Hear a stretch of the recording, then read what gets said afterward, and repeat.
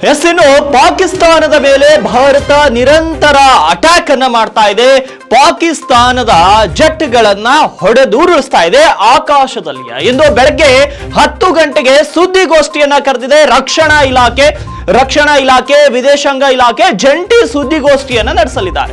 ಇಂದು 10 ಗಂಟೆಗೆ ನಡೆಸಲಿದ್ದಾರೆ. ಪಾಕ್ ಮೇಲಿನ ದಾಳಿಯ ಬಗ್ಗೆ ಸಂಪೂರ್ಣವಾದ ವಿವರಗಳನ್ನ ನೀಡಲಿದ್ದಾರೆ. ರಾತ್ರಿ ಜಮ್ಮುವಿನ ಹಲವೆಡೆ ದಾಳಿಗೆ ಪಾಕ್ ಯತ್ನವನ್ನ ಮಾಡಿತ್ತು. ಪಾಕ್ ದಾಳಿಗೆ ಯತ್ನಿಸಿದಂತಹ ಸ್ಥಳಕ್ಕೆ ಸಿಎಂ ಒಮರ್ ಅಬ್ದುಲ್ಲಾ ಕೂಡ ಹೋಗಿದ್ದಾರೆ. ಸ್ಥಳ ಪರಿಶೀಲನೆ ನಡೆಸಲು ಸಿಎಂ ಒಮರ್ ಅಬ್ದುಲ್ಲಾ ಕೂಡ ಅಲ್ಲಿ ಹೋಗಿದ್ದಾರೆ. ಇಡೀ ರಾತ್ರಿ ಜಮ್ಮು ಕಾಶ್ಮೀರದಲ್ಲಿ ಪ್ರತಿ ದಾಳಿ ನಡೆದಿರುವಂತದ್ದು. ಡ್ರೋನ್ಗಳು ಹಾರುವುದನ್ನ ಕಂಡಂತಹ ಸ್ಥಳೀಯರಲ್ಲಿ ಈಗ ಆತಂಕ ಮನೆ ಮಾಡಿದೆ. ಜಮ್ಮು ಕಾಶ್ಮೀರದಲ್ಲಿ ರಾತ್ರಿ ಜನರು ಆತಂಕದಲ್ಲಿದ್ರು. ಒಂದೇ ಒಂದು ಕ್ಷಿಪಣಿಗಳು ಕೂಡ ಭಾರತೀಯ ನೆಲದ ಮೇಲೆ ಬೀಳದಂತೆ ಭಾರತೀಯ ಸೈನಿಕರು ರಕ್ಷಣೆಯನ್ನ ನೀಡಿದ್ದಾರೆ.